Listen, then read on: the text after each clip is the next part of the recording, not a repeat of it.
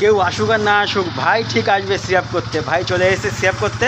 তো ভাইকে ব্যানারটাও দেওয়ার ছিল, ব্যানারটাও দিয়ে দিল একদম সাহেব। একদম আমাকে ব্যানারটা দিয়ে দিল। সাহেব নামক এক ছেলে, ও গেছিলো নর্থ বেঙ্গল পাহাড়ে ঘুরতে গেছিলো, দিয়ে দিল। আর আমি এই মুহূর্তে এখন বেরিয়ে পড়লাম, এখন যাব ধর্মতলা, তারপর ওখান থেকে দাদাকে তুলে নিয়ে সোজা একদম একদম ডেস্টিনেশন শিলিগুড়ি, তারপর পাহাড়। গাড়ি পুরো রেডি। তো ফাইনালি চলে এসেছি ধর্মতলায়, সিগন্যালে দাঁড়িয়ে আছি।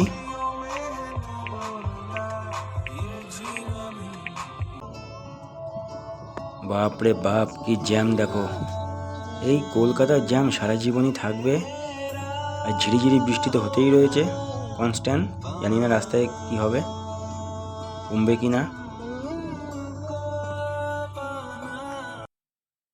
তো ফাইনালি দাদাকে ওঠানো হয়ে গেছে গাড়িতে। এখন আছি গ্র্যান্ড হোটেলের সামনে, চলো যাওয়া যাক।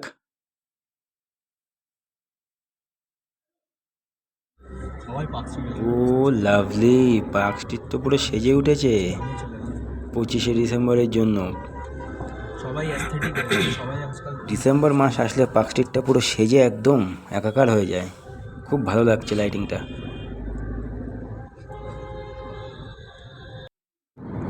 ফাইনালি আমরা হাইওয়েতে উঠে গেছি। এখন আছি কল্যাণী এক্সপ্রেসওয়েতে। আর কল্যাণী এক্সপ্রেসওয়েটা যে এখন হয়েছে না, পুরো দুর্দান্ত। এখন যদি 200তেও গাড়ি চালানো হয় এই রাস্তায়, কোনো অসুবিধা হবে না, হু করে যাবে। হ্যালো, বাড়ি থেকে বেরিয়ে 190 কিলোমিটার চলে এসেছি। এখান থেকে আর 10 কিলোমিটার গেলেই বহরমপুর। তো একটা হাইওয়ের পাশে একটা ধাবা পেয়েছি, এখানে শুধুমাত্র টি ব্রেক, এখন শুধু চা খাবো, চা খেয়ে বেরিয়ে যাব। তারপর 10-15 কিলোমিটার পর বহরমপুর পার করার পর আমরা ডিনার করব, এই যে দেখতে পাচ্ছ। আর হাইওয়ে দিয়ে হু হু করে গাড়ি যাচ্ছে দেখো। হাইওয়ের পাশে আমন্ত্রণ ধাবা, বেশ ঠান্ডা। এখনো অবধি সবই ঠিকঠাকভাবে যাচ্ছি।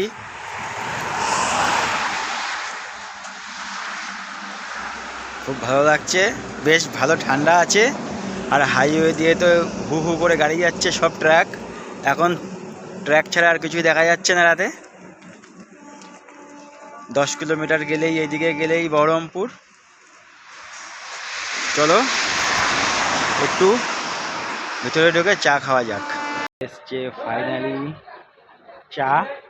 চায়ের কাপটা একবার ভালো করে দেখে নাও, অসাধারণ কাপ। এই ঠান্ডায় এরকম একটা সুন্দর চা, চায়ের ভিতরে আবার কাজু দেওয়া আছে দেখো, কাজু চা, অসাধারণ। এবার খেয়ে টেস্ট করে দেখি কেমন।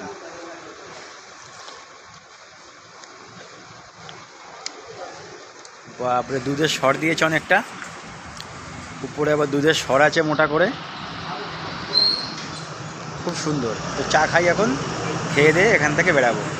চলো, ফাইনালি চলে এসেছি পাপ্পুদা ধাবা, দেখতে পাচ্ছ হাইওয়ের পাশে।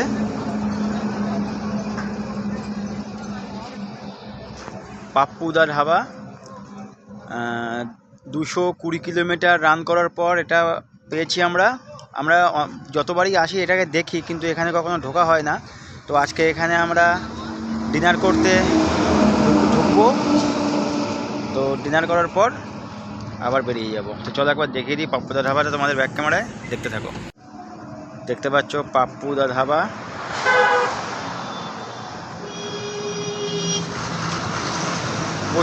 প্রচুর গাড়ি। এখন বাজে রাত্রি 10টা 45। এখনই কত গাড়ি, প্রচুর গাড়ি।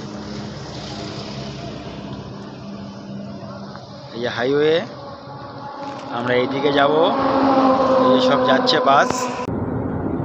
আমরা ডিনার কমপ্লিট করে বেরিয়ে পড়লাম। আর কিছুক্ষণের মধ্যেই ফারাক্কা ব্যারেজে উঠে পড়বো, ফারাক্কা পৌঁছে যাব। আর তোমরা দেখতে থাকো আর আমরা যেতে থাকি, চলো যাওয়া যাক।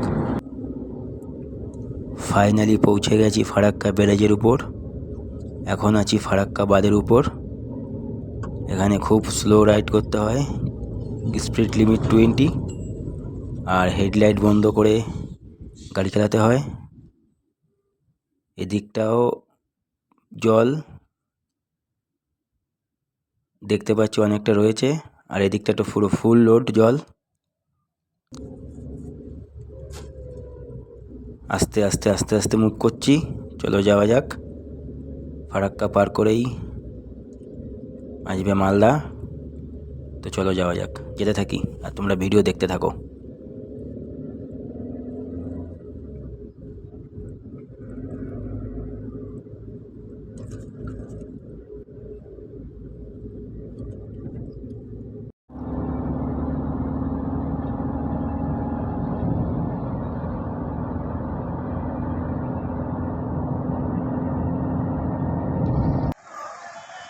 গুড মর্নিং, চলে এসেছি শিলিগুড়ি।